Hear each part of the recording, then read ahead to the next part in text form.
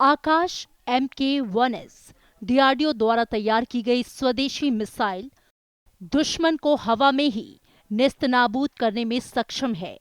आकाश missile का ये नया वर्जन दुश्मन पर अचूक निशाना लगाने वाली स्वदेशी तकनीक से लैस है और भारत के खिलाफ किसी भी लड़ाकू विमान या ड्रोन को तबाह कर सकती है।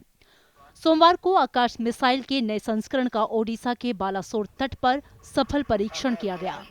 ये इस मिसाइल का लगातार दूसरा सफल परीक्षण था। इस मिसाइल में इंडिजेनस सीकर फिट किया गया है, जिसकी पिछले काफी समय से जरूरत महसूस की जा रही थी।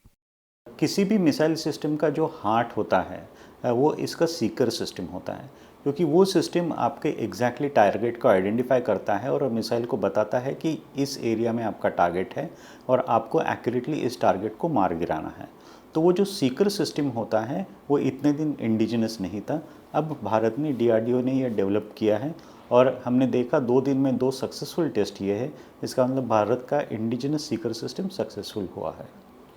आकाश मिसाइल में लगा बैटरी स्तर रडार 64 लक्ष्यों तक को ट्रैक कर सकता है और उसमें से 12 पर हमला कर सकता है। ये दुश्मन के बारे में पता लगाकर सहयोगी स्टेशन को सूचित भी कर सकता है। आकाश MK-1S जमीन से आकाश में मार करने वाली स्वदेशी मिसाइल है, जिसकी मारक क्षमता 25 किलोमीटर तक है। साथ ही ये 18,000 मीटर ऊंचाई तक निशाना लगा सकती है। ये मिसाइल कमांड गाइडेंस सिस्टम के साथ 60 किलो तक विस्फोटक ले जाने में सक्षम है।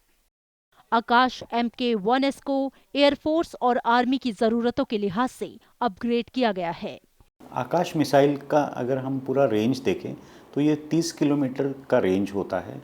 ये मिसाइल 25 किलोमीटर ऊपर तक जाता है और 18,000 मीटर की दूरी पर जो टारगेट आता है उसको वो एंगेज कर सकता है।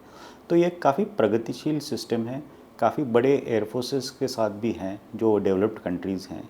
आपका जो एक एयरबेस होता है या आपके वाइटल इंस्टॉलेशंस होते हैं उसको सिक्योर करने के लिए आपको एयर डिफेंस सिस्टम या मिसाइल डिफेंस सिस्टम की ज़रूरत होती है। आकाश का यूज़ ये दोनों मोड में किया जा सकता है। भारत के integrated guided missile development programme के तहत 1990 में पहली बार आकाश मिसाइल का परीक्षण हुआ था। ये मिसाइल एक समय में कई लक्ष्यों को भेदने का काम करने में सक्षम है। अरुणा ठाकुर, राज्यसभा टीवी।